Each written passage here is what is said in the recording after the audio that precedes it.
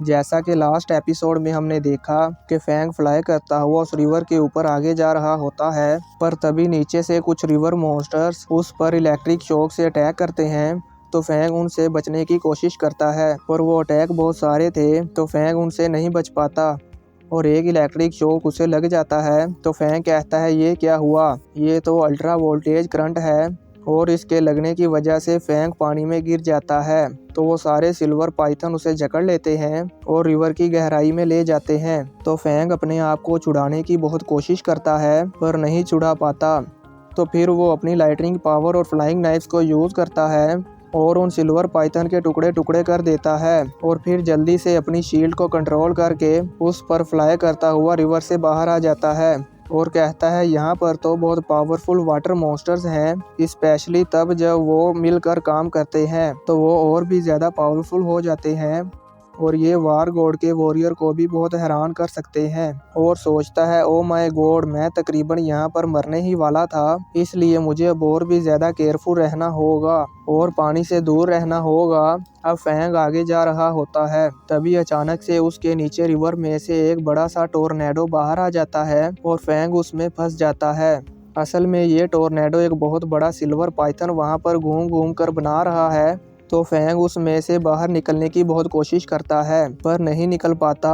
तो फैंग एक टेक्निक लगाता है और अपने सभी फ्लाइंग नाइफ्स को अटैच करता है और साथ में लाइटनिंग पावर को यूज़ करते हुए फ्लाइंग नाइफ्स को उस पाइथन के मुंह में डालता है, जिस वजह से वो सिल्वर पाइथन इंजर्ड हो जाता है और उसका वो टोर्नेडो वीक हो जाता है। तो फैंग जल्दी से उस टोर्नेडो से बाहर आ जाता है और कहता है, ये बहुत पावरफुल मॉन्स्टर है, इवन मेरे एसएस क्लास के फ्लाइंग नाइफ्स इसको बहुत मुश्किल से हट कर पाएंगे। तभी उस रिवर के नीचे से बहुत ही पावरफुल साउंड वेव्स निकलती हैं, जिससे उस सिल्वर पाइथन को भी बहुत तकलीफ होती है और वो ज़ोर ज़ोर से चिल्लाने लगता है। तो फैंग सोचता है, ये इस सिल्वर पाइथन की आवाज़ नहीं है, ये ज़रूर इस रिवर के नीचे एक बहुत बड़ा मॉन्स्टर है। इस आवाज़ की वजह से वो सिल्वर पाइथन भी वहाँ से भाग जाता है। तो ये देखकर फैंग सोचता है, ज़रूर इस मॉन्स्टर के पास इनक्रेडिबल स्वेलविंग पावर है, इसीलिए ये सिल्वर पाइथन भी यहाँ से डर कर भाग गया और यहाँ तक के ली याओ के लिए भी आसानी से इस मॉन्स्टर को हैंडल कर पाना इम्पॉसिबल है, इसलिए मुझे जल्दी से यहाँ से जाना चाहिए। तो अब फैंग जल्दी से फुल स्पीड के साथ वहाँ से चला जाता है। अब व्यू चेंज होता है और हम ली याओ को देखते हैं, जो अभी भी फैंग का पीछा कर रहा होता है और कहता है, फैंग तुम आज तो बचकर भाग गए हो, पर कब तक ऐसे ही बचकर भागोगे? मैं तुम्हें ढूंढ ही लूँगा। और फिर ली याओ और भी ज़्यादा स्पीड के साथ आगे जाने लगता है। अब हम फैंग को देखते हैं, जो बहुत ही केयरफुली उस रिवर के ऊपर आगे जा रहा होता है। तो उसे अपने सामने एक आइलैंड नज़र आता है। तो वो सोचता है कि इस लेक के बीचों बीच ये एक आइलैंड है और वहाँ पर धुंध इस लेक से भी ज़्यादा है और ये वाकई ही एक धुंध वाला आइलैंड है, इसीलिए ये मैप पर नज़र नहीं आता। पर ये आइलैंड इतना ज़्यादा शांत क्यों है? तो फैंग उस आइलैंड पर आ जाता है और अपनी मेंटल पावर से उस आइलैंड को स्कैन करके देखता है और कहता है, यहाँ पर कुछ तो गलत है, मैंने कभी भी अपने आप को इतना अनईजी फील नहीं किया। तो फैंग उस रिवर के पास आता है और उसे भी स्कैन करके देखता है और कहता है, इस लेक पर तो पावरफुल मॉन्स्टर्स का कब्जा है, लेकिन इस आइलैंड पर होने की वजह से ये मॉन्स्टर्स फील नहीं होते। ये लेक भी बहुत स्ट्रेंज है और ये आइलैंड भी बहुत ज़्यादा स्ट्रेंज है।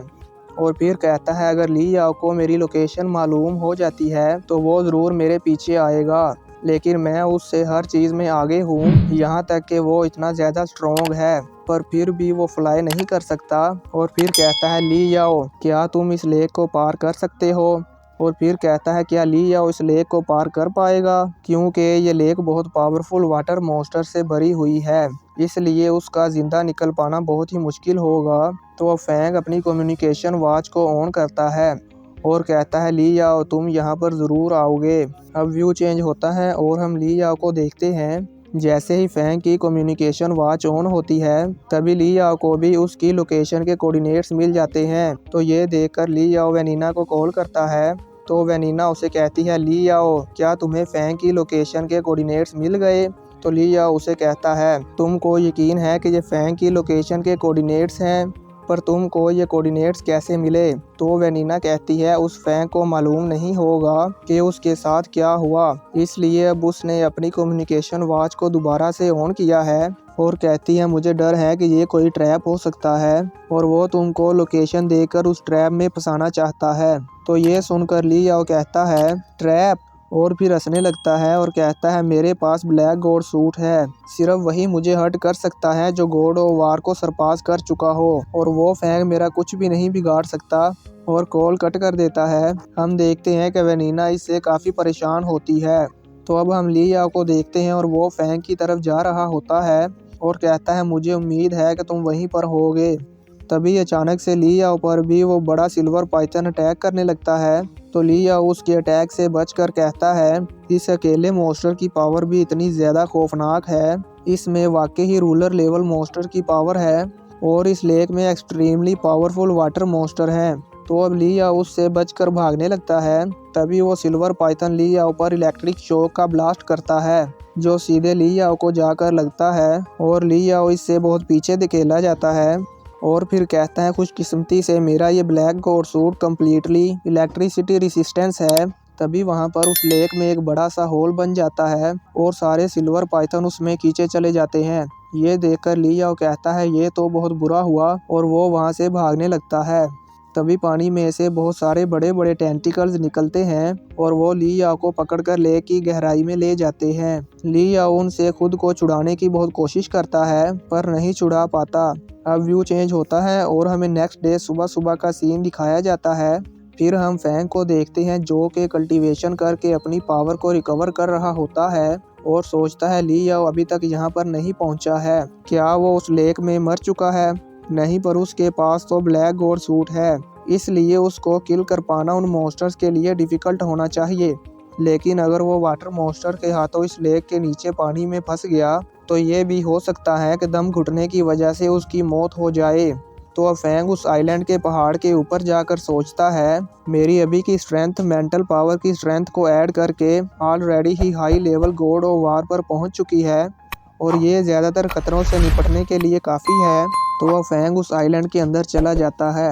अब हम ली याओ को देखते हैं और वो मॉन्स्टर जिसके टेंटिकल ने ली याओ को पकड़ा था वो टेंटिकल अब ली याओ को उस आइलैंड पर फेंक देते हैं। या फिर ली याओ उससे फाइट करते करते बचकर यहाँ पर आ जाता है। तो वो टेंटिकल उसके पीछे आते हैं और उसे पकड़ने ही वाले होते हैं कि डर कर वापस चले जाते हैं।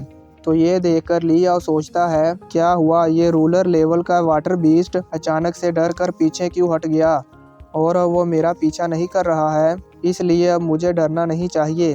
तो अब ली याओ अपने ब्लैक गॉड सूट को उतारता है और हम देखते हैं कि उसकी हालत बहुत ही ख़राब होती है और उसे ब्लीडिंग भी हो रही होती है और वो खड़ा भी नहीं हो पा रहा होता और सोचता है क्या इस आइलैंड पर कोई ऐसी चीज़ है जो इस जैसे बड़े मॉन्स्टर को आगे आने से डरा रही है।